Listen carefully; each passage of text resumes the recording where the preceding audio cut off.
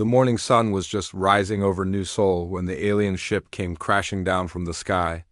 Captain Lee Tae-ho was drinking his coffee on the porch of the colony command center. When he saw the bright streak of fire cutting through the clouds, the ship was small, maybe the size of a school bus, and it was spinning wildly as it fell. "All units, we have a crash landing in Sector 7, Lee Tae-ho spoke into his radio as he ran toward his truck. "Send medical teams and security. We don't know what we're dealing with." The crash site was only 10 minutes away, but it felt like hours to Lee Tae-ho. He had been a soldier on Earth before coming to this quiet farming world. He knew that first contact with aliens could go very wrong, very fast. His hands were steady on the steering wheel, but his heart was beating hard. When he arrived, he could see the ship had carved a deep trench in the wheat field. Smoke was rising from the wreckage, but there were no fires. The ship itself was beautiful, even broken. It looked like it was made from some kind of silver metal that seemed to change colors in the light. Dr. Park Seo-jin arrived right behind him in the medical truck. She was the best doctor on New Seoul and also their only expert on alien biology. Not that they had ever needed one before today. "Are they alive in there?" she asked, pulling her medical kit from the truck. "I don't know," Lee Tae-ho said. "But we're going to find out." Engineer Kim Woo-bin came running up with his tools. "The ship's hull is cracked open on the far side," he said. "I can see movement inside." As they walked around the crashed ship, Lee Tae-ho kept his hand near his weapon, just in case.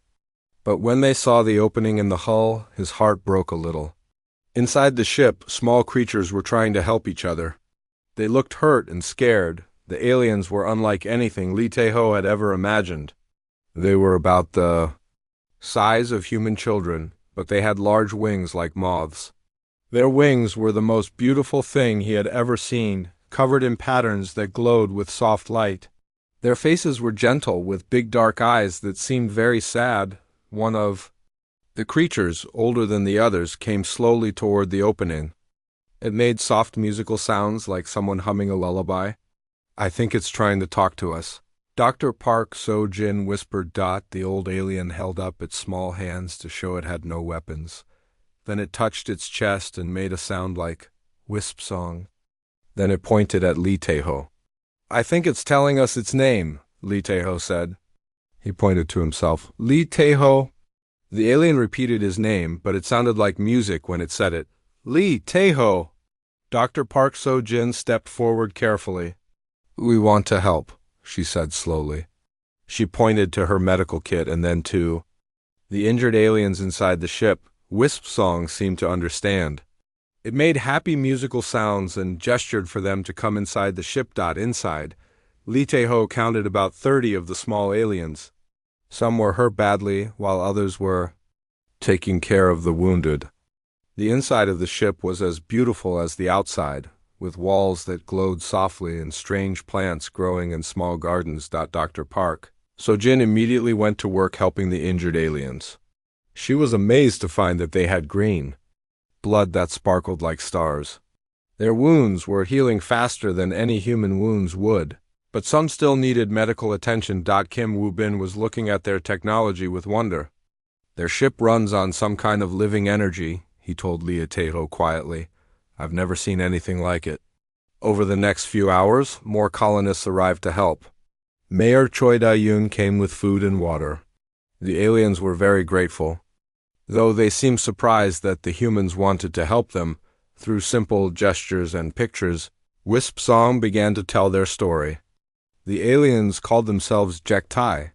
Their beautiful homeworld had been destroyed by a race of warriors called the Vorthak. These Jektai were the only survivors of their entire species.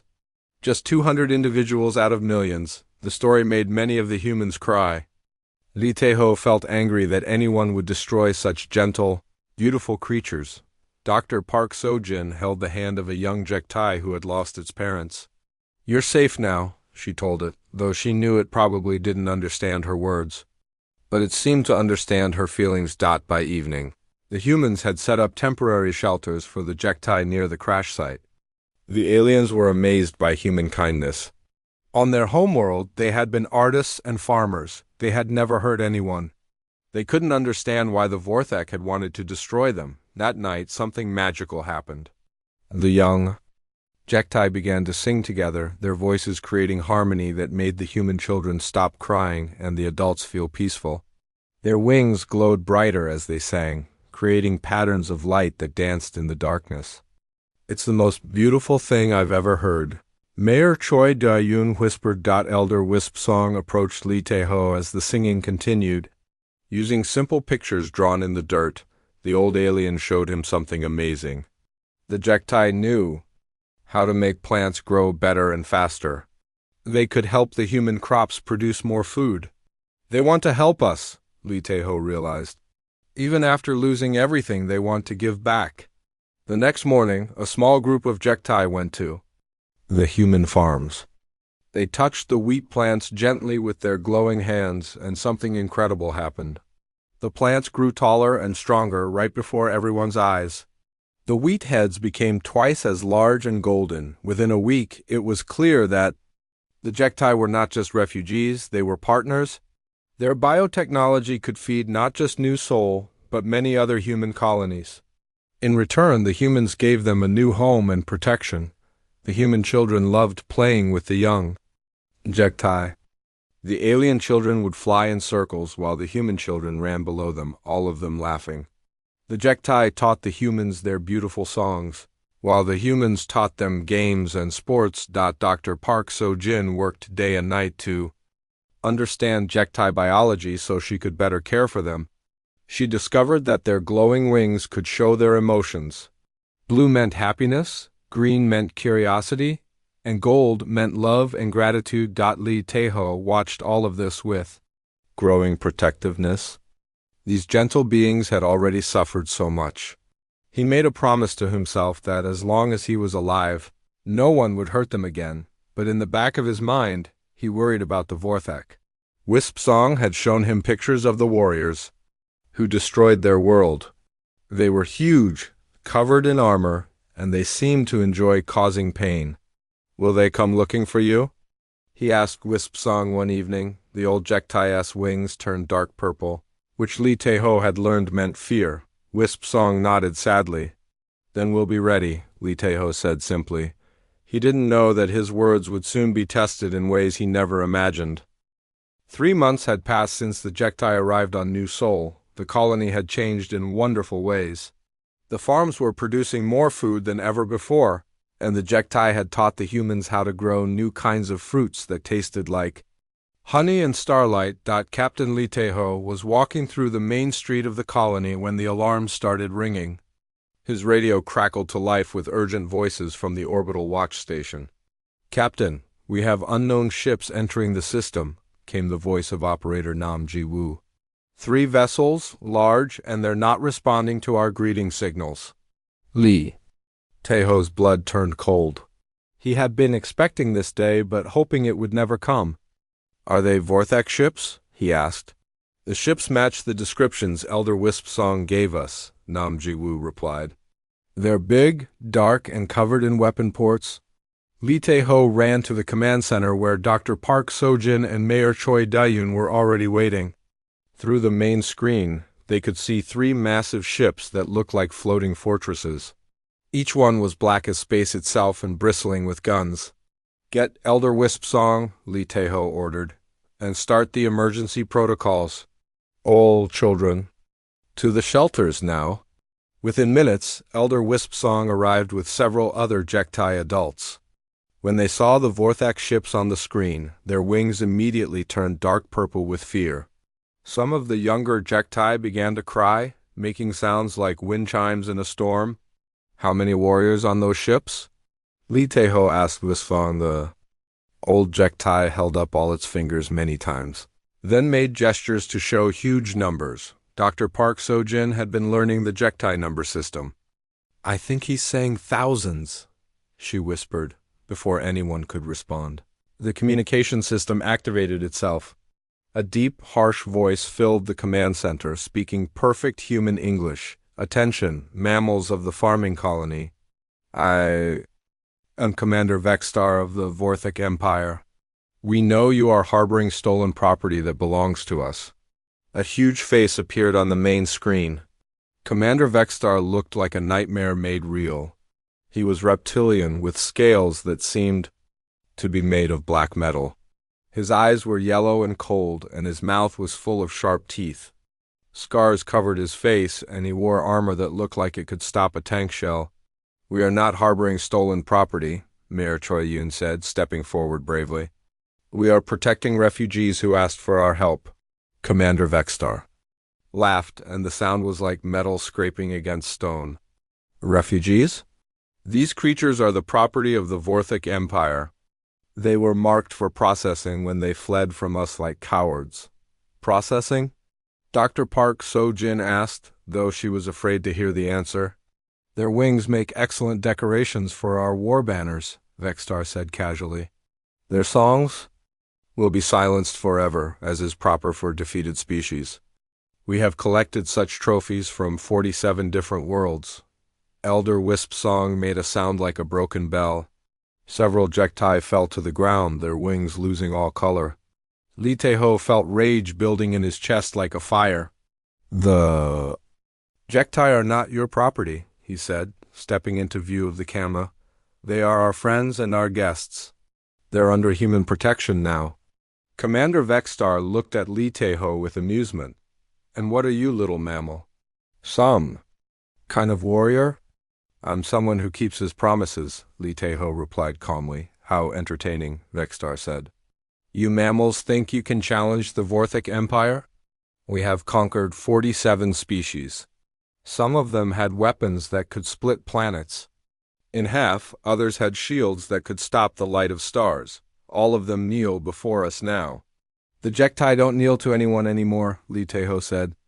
"And neither do we," Commander Vexstar's yellow eyes narrowed. "You amuse me, small creature." "Perhaps this is because you do not understand what you face. Let me educate you." The screen changed to show recordings of Vorthic conquests. Lee Tae-ho watched in horror as beautiful cities were burned and entire populations were enslaved. He saw species that looked like living crystals being shattered for sport. He saw bird-like beings having their wings torn off while they were still alive. "This is what happens to those who oppose us," Vexstar said.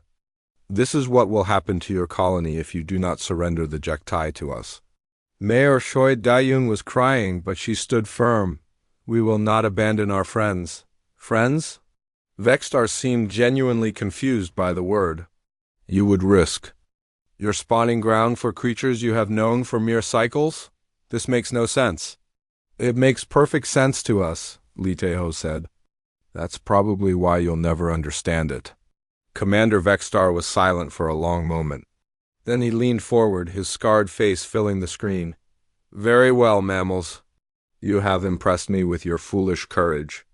I will give you a gift that I have given to no other species." "What gift?" Dr. Park So-jin asked. "A warning," Vexstar said. "You have 7 of your planet's day cycles to surrender the Jektai to us. Bring them to the landing field outside your colony. They will come willingly, or we will take them by force." "And if we refuse?" Lee Tae-ho asked. "Then you will join the 47 species that learn too late what it means to oppose the Vorthic Empire. We will burn your colony to ash. We will take the Jektai anyway. And we will make sure that every human in this system dies slowly so that others will learn from your mistake." Elder Wisp Song stepped forward, its wings glowing with determination. It spoke in its musical language, and Dr. Park So-jin translated what she could understand. "Elder Wisp Song says they will surrender themselves to save us," she said with tears in her eyes. "No," Lee Tae-ho said firmly. "That's not happening." Commander Vexstar laughed again. "The Jektai Elder is wiser than you, little mammal, but it does not matter. The choice is yours, 7 days. Consider carefully what your friendship is worth when weighed against the lives of your young." The screen went dark. For a moment, the command center was completely silent except for the quiet crying of some of the Jektai children. "Emergency colony meeting," Mayor Choi Dae-yoon announced over the public address system. "Everyone to the community center, now. Within an hour, Every adult human on New Sol had gathered in the large community center. The Jektai were there too, their wings dim with sadness and fear. Elder Wispsong stood at the front with the human leaders. Li Teho explained the situation as clearly as he could. He didn't hide anything about the Vorthek or their threats. When he finished, the room was silent for a long time. Then Farmer Park Minho stood up. "I vote we fight," he said simply. "The Jektai saved my crops when the drought came. My family would have starved without them." Teacher Kong Sujin stood up next. "The Jektai children sing lullabies to my students every night. They're not going anywhere." One by one, every human in the room stood up. Parents holding babies, old people with walking sticks, teenagers who had never seen violence. All of them stood together. "We don't abandon family," said old Mr. Kim Dong-sik, the colony's first settler. "And that's what they are now, family." Elder Wispsong's wings began to glow with every color at once, brighter than anyone had ever seen before. The old Jektai was crying, but its tears sparkled like diamonds. Mayor Choi Young called for an official vote. "All in favor of protecting our Jektai friends, regardless of the consequences." Every hand in the room went up. Not a single person voted to surrender the Jektai. "Motion carries," Mayor Choi Yoon said with a smile that was both sad and proud. "Now, Captain Lee Tae-ho, what do we do about those Vorthek ships?" Lee Tae-ho stood up and looked around the room at all the faces. These people trusted him to keep them safe, and he would not let them down. "We prepare," he said. "And we make." Sure, Commander Vexstar learned something that 47 other species apparently couldn't teach him. "What's that?" someone called out. "That threatening a human's friends is the last mistake you ever make." Outside in space, the 3 Vorthek ships waited like sleeping predators. Commander Vexstar was confident that the humans would surrender. The Jektai when they had time to think about it. In his experience, all species chose survival over loyalty when the choice became clear, but Commander Vexstar had never met humans before. He was about to learn why that was a very dangerous gap in his education. The morning after the Vorthek ultimatum, Captain Lee Tae-ho called a private meeting with his inner circle. Only Mayor Choi Da-yoon, Dr. Park So-jin, Engineer Kim Woo-bin, and Elder Wispsong were invited to his office in the command center. "Before we start planning," Lee Tae-ho said, closing the door behind them, "there are some things about this colony that you need to know." Mayor Choi Yoon looked surprised. "What do you mean?" Lee Tae-ho walked to his desk and pulled out a sealed file. New Sol wasn't just chosen as a farming colony because of the good soil and climate. It was also chosen because of its location near the edge of human space. Earth Command wanted a listening post here, disguised as a farming settlement. Dr. Park So-jin's eyes widened. "You mean we're not just farmers?"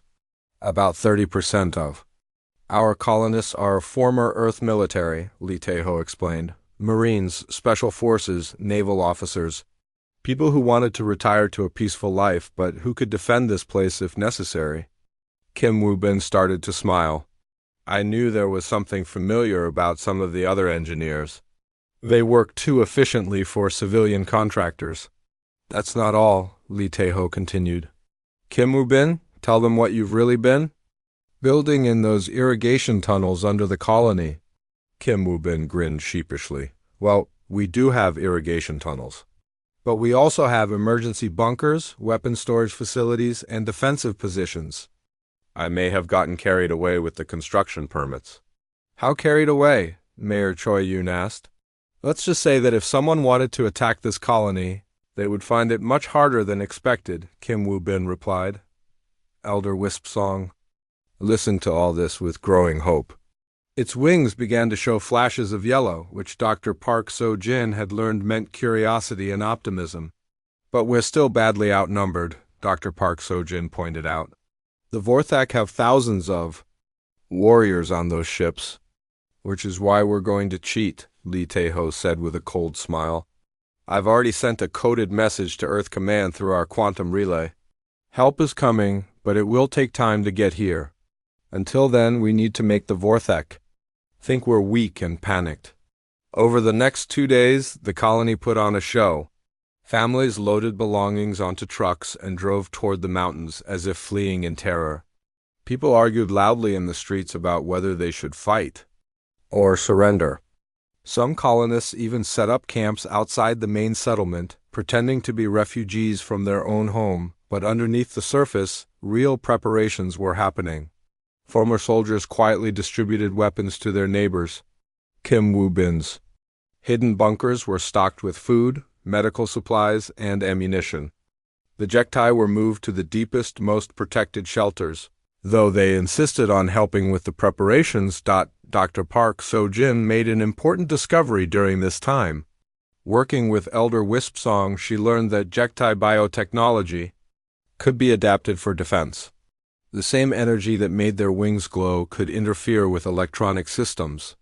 The plants they used to improve crops could also produce toxins that were harmless to humans, but deadly to Vorthic physiology.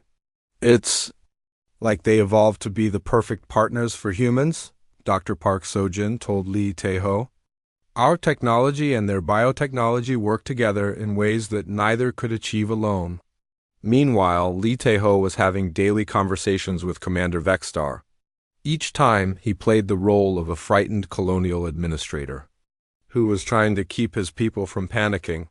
"Commander, please, you have to understand," Lee Tae-ho said during one of these calls. "Some of our people want to fight, others want to run. The Jektai have scattered into the forests. It's chaos here." "Then restore order, Mammal," Vexstar replied impatiently. "You have 5 days remaining." "We're trying, but it's not easy." Did you give us more time? Maybe 2 more weeks?" Commander Vexstar's laugh was like breaking glass. "You think to bargain with the Vorthic Empire? You have 5 days? Use them wisely." After each conversation, Lee Tae-ho would share the recordings with his team. They were building a psychological profile of their enemy, learning how Vexstar thought and what he expected. "He's arrogant," Dr. Park So-jin observed. "He thinks we're too primitive to be a real threat." "Good," Lee Tae-ho replied. "Let's keep it that way." On the 4th day, something wonderful happened. A coded message arrived from Earth Command, hidden in what looked like a routine supply request. Lee Tae-ho decoded it in private, and for the first time in days he smiled genuinely. "ESS Indomitable en route, Admiral Hangai Seok commanding. ETA 18 hours, maintain deception until signal." The Indomitable was one of Earth's newest stealth carriers, designed for special operations behind enemy lines. Admiral Hangai Seok was a legend in Earth military circles. A woman who had never lost a battle and never abandoned a mission. That evening, Lee Tae-ho gathered all the colonists in the community center again. But this time he divided them into 2 groups. The families with young children and the elderly would go to the deepest bunkers and stay there no matter what happened above ground. Everyone else would take part in the colony's defense. "I won't lie to you," Lee Tae-ho told them. "Tomorrow, the Vorthak will come. They expect us to surrender the Jektai. Instead, we're going to show them what happens when someone threatens our family."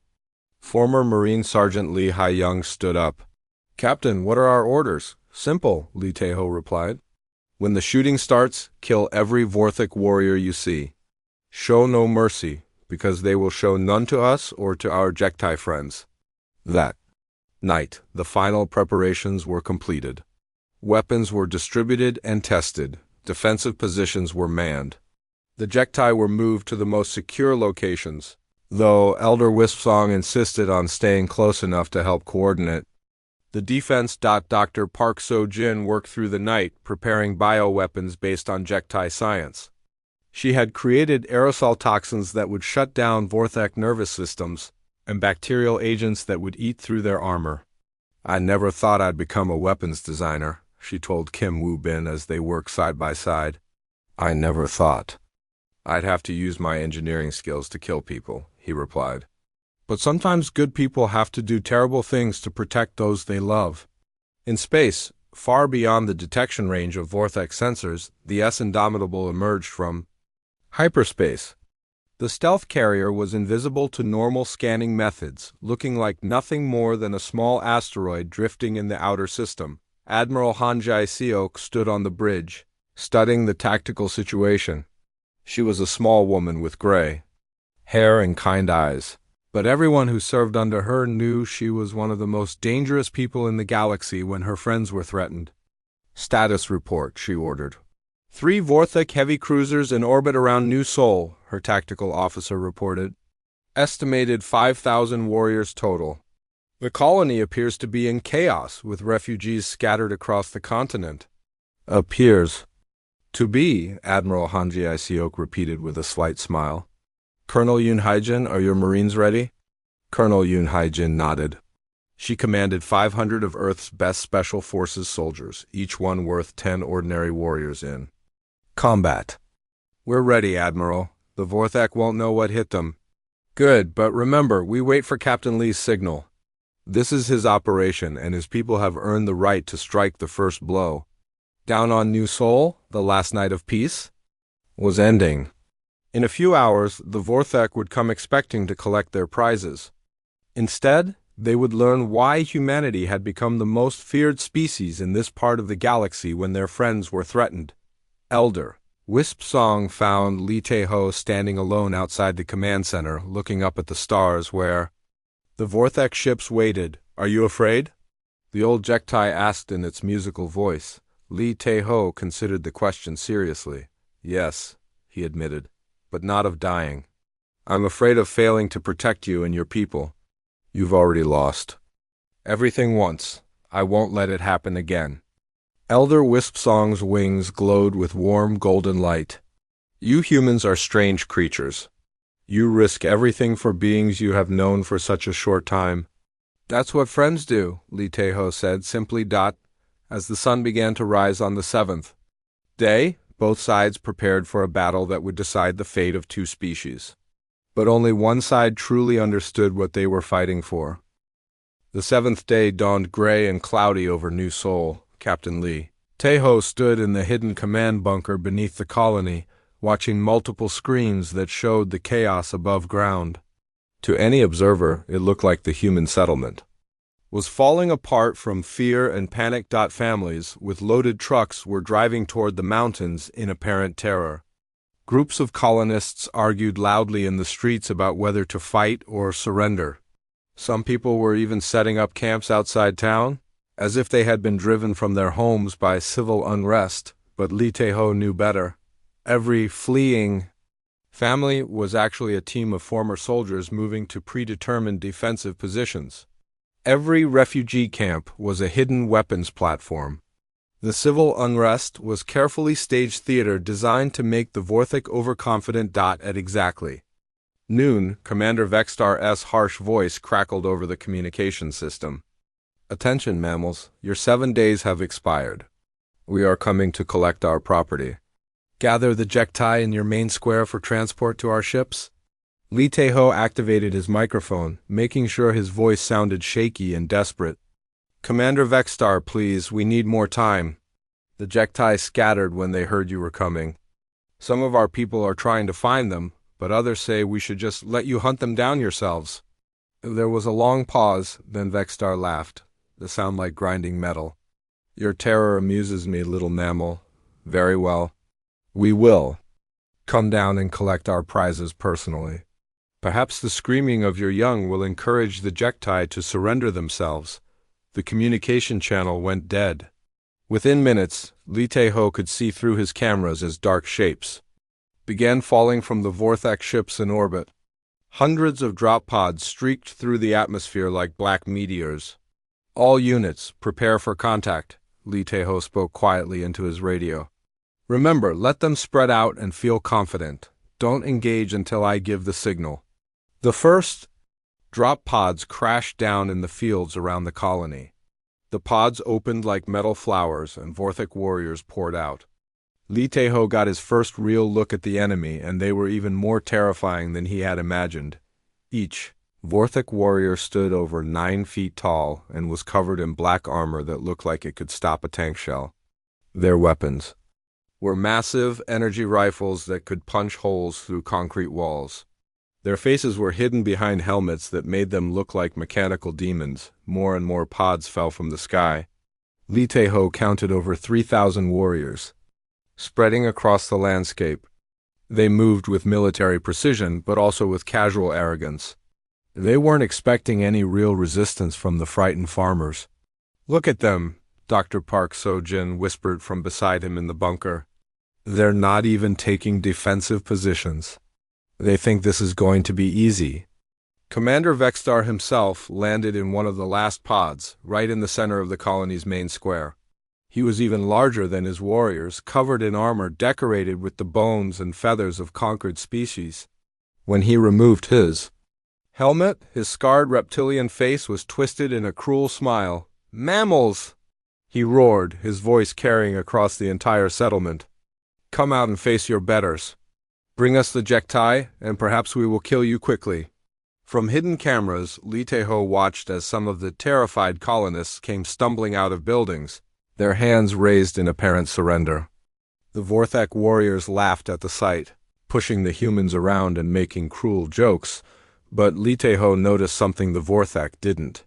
His people were positioning themselves carefully, each one moving to a predetermined location.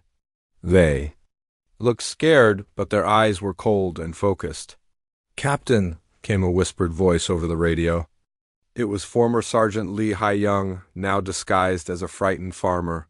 "The big ugly one is asking about the Jektai." "What should I tell him?" "Tell him they're hiding in the forest," Lee Tae-ho replied. "Lead him away from the civilian shelters." Lee Hae-young nodded and approached Commander Vextar with shaking hands. "Please don't hurt us," she begged, her voice trembling. "The bird people got scared when they heard you were coming. They flew into the deep woods. We don't know exactly where they went." Vextar backhanded her casually, sending her flying several feet. "Then we will hunt them down like the vermin they are?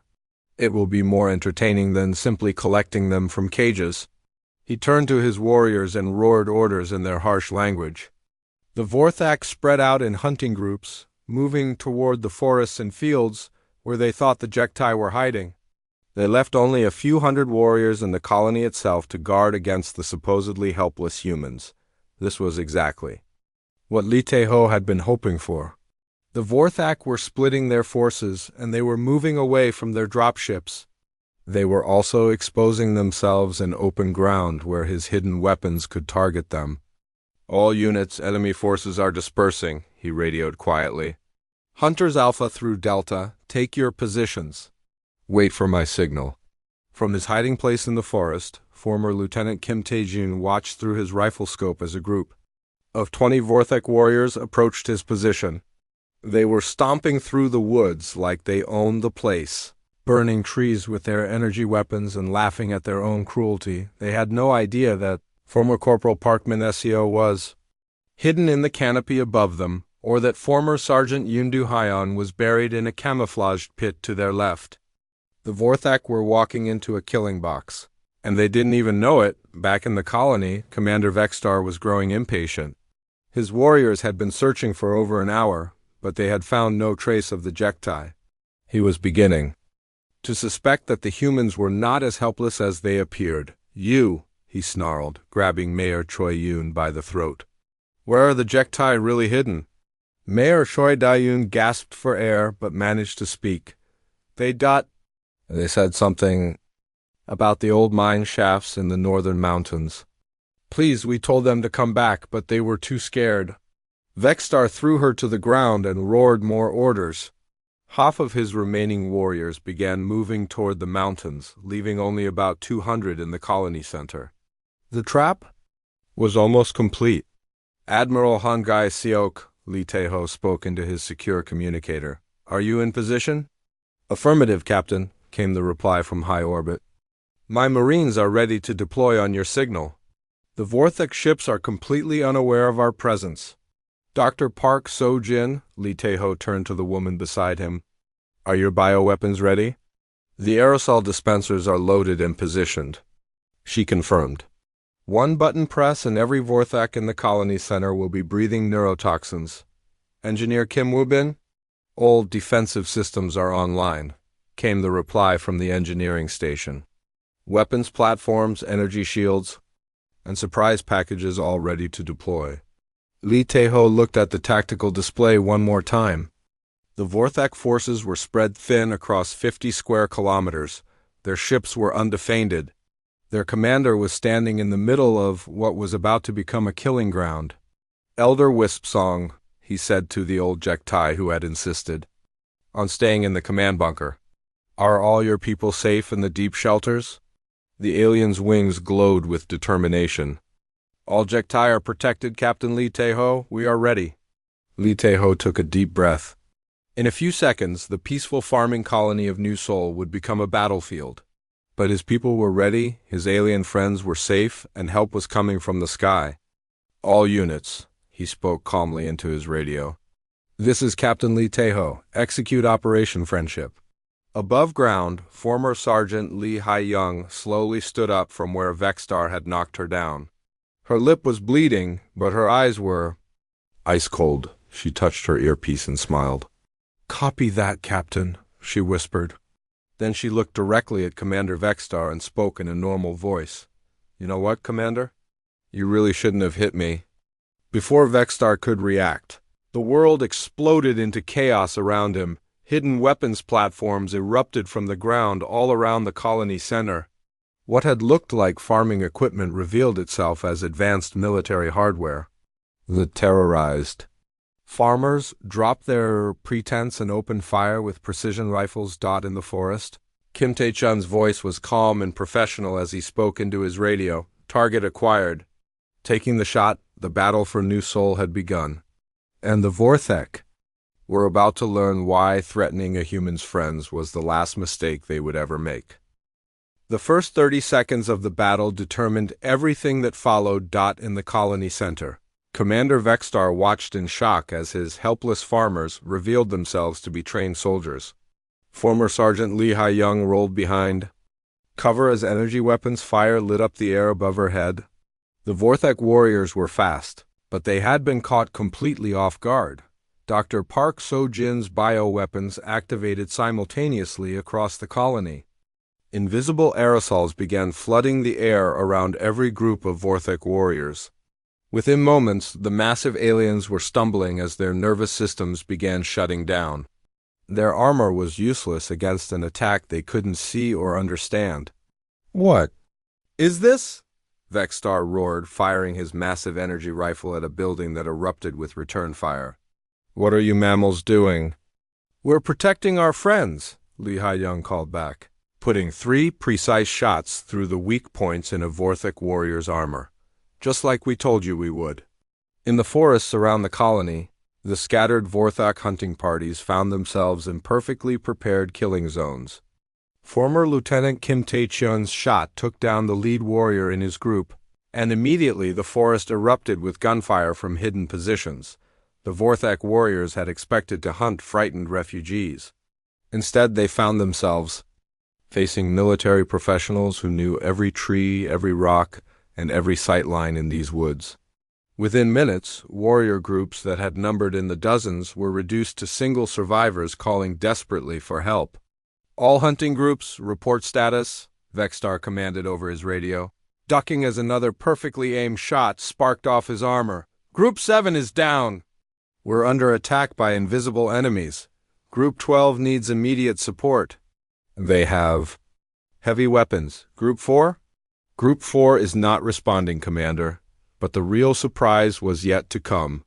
High above the planet, Admiral Han Jae-seok watched the battle unfold on her tactical screens. The 3 Vorthek ships were still in orbit, their crews probably wondering why their ground forces had suddenly stopped communicating clearly. "Colonel Yoon Haijin," Admiral Han Jae-seok said calmly. "Launch all assault pods. Target the Vorthek ships for boarding actions." "Yes, Admiral," came the reply. "All Marines, this is Colonel Yoon. Remember, we want prisoners for questioning. Try not to kill all of them." Hundreds of human assault pods launched from the hidden ESS Indomitable, streaking toward the 3 Vorthek ships like a swarm of angry hornets. The alien vessels detected them too late to mount an effective defense. Back on the surface, Commander Vexstar was beginning to understand that he had made a terrible mistake. Half his ground forces were dead or dying from the mysterious bioweapons. The other half were being systematically eliminated by enemies who seemed to know exactly where every Vorthek warrior was positioned. "This is impossible," he snarled, watching one of his armored vehicles explode as it hit a hidden mine. "You are farmers. Weak mammals." Engineer Kim Woo-bin's voice came from hidden speakers around the colony center. "We are farmers," he agreed, cheerfully. "But we're also former Earth Special Forces, ex-Marines, retired naval officers, and combat engineers." Surprise! As if to emphasize his point, the ground opened up beneath a group of Vorthek warriors. They fell into a pit filled with restraining foam, alive but completely helpless. "We've been planning for this day since you destroyed the Jektai." "Homeworld," Lee Hai-young called out, reloading her rifle. "Did you really think we would just hand over our friends?" In space, the battle was equally one-sided. Colonel Yun Haijin's Marines cut through the Vorthek ships like knives through paper. The alien warriors were brave and strong, but they had never faced enemies who could fight in zero gravity while upside down and backwards. "Admiral, we have secured the first ship," Colonel Yun reported, "capturing survivors now. They seem very confused about how we got aboard." "Excellent, Colonel. What's the status of their command vessel?" "Heavy resistance, but we're breaking through." "Admiral, you should know that these Vorthek are not as tough as their reputation suggests.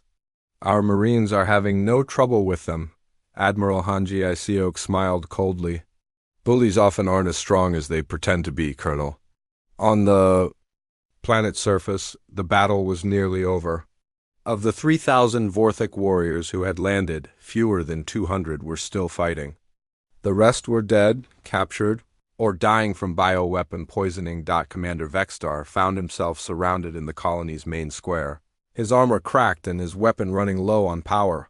Around him lay the bodies of his personal guard, taken down by weapons and tactics they had never encountered before. "Surrender, Vexstar?" Captain Lee Taeho's voice came from speakers around the square. "Your ships are captured, your warriors are defeated, and you have nowhere to run. The Vorthek Empire does not surrender to mammals." Vexstar roared, firing wildly at buildings where he thought his enemies might be hiding. "That's unfortunate." "For you," Dr. Park Sojin's voice replied from the speakers, "because you're breathing concentrated neurotoxin right now. You have about 2 minutes before your nervous system shuts down completely." Vexstar looked around wildly, suddenly aware that his vision was getting blurry and his hands were starting to shake. What have you done to me?" "The same thing you planned to do to our friends," Lee Tae-ho said as he emerged from a building, his rifle trained on the massive alien. "The difference is you might live through it." Around the colony center, former Sergeant Lee Hai-young and dozens of other disguised soldiers rose from their positions. They had Vexstar surrounded and completely outgunned. The great Vorthek commander fell to his knees as the bioweapon took full effect. For the first time in his life, he was helpless and afraid. 47 species, Lee Tae-ho said, walking closer to the fallen warrior. "That's how many you claim to have conquered. Do you know what they all had in common?" Vexstar could barely speak, but he managed to gasp out, "What?" "None of them were protecting their friends," Lee Tae-ho replied simply. Within an hour, the battle was completely over. The Vorthak ships were under human control, with most of their crews captured alive. On the ground, the surviving warriors were being treated in human medical facilities, kept alive but securely imprisoned. Elder Wispsong emerged from the deep shelters along with all the other Jektai. Their wings were glowing with every color. At once, as they sang songs of gratitude and relief, the young Jektai immediately flew to their human friends, wrapping them in gentle hugs with their soft wings. "It's over," Dr. Park Sojin told Elder Wispsong. "You're safe, all of you." The old Jektai's musical voice was full of wonder. "In all the stories of our people, we never imagined that strangers would risk everything to protect us."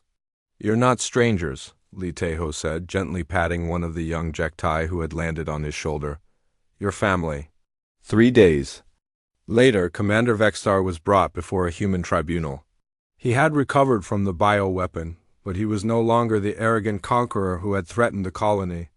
His eyes were different now, haunted by the realization of how completely he had been outmatched. Admiral Hanjai Seok stood before him in the colony's community center. Behind her sat representatives from New Seoul, both human and Jektai. The room was packed with colonists who had fought in the battle.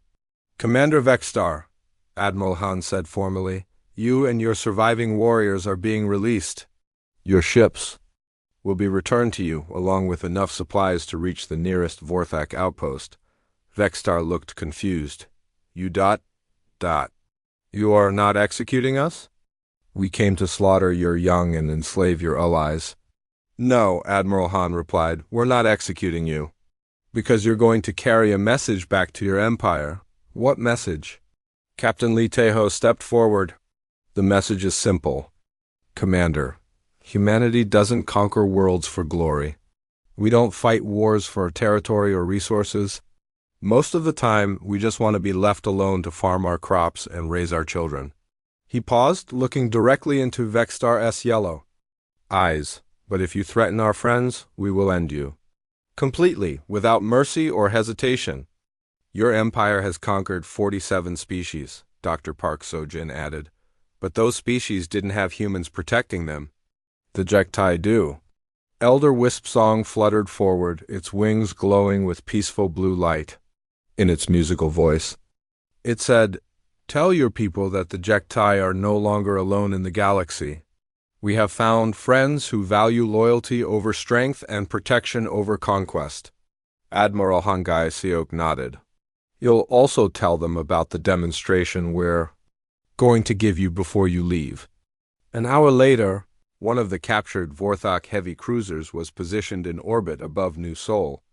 Commander Vextar and his surviving warriors watched from the observation deck of their flagship as human weapons systematically dismantled the massive vessel. It wasn't destroyed quickly or violently. Instead, every system was disabled in careful sequence. Weapons, shields, life support, engines. The ship was taken apart piece by piece, its crew evacuated, but the vessel left as a drifting monument to Vorthak defeat. 47 holes in the hull. Lee Tae-ho's voice came over the communication channel. One for each species your empire conquered. Let them count the holes when you get home, Commander. As the Vorthak ships prepared to leave the system, Vextar sent one final message.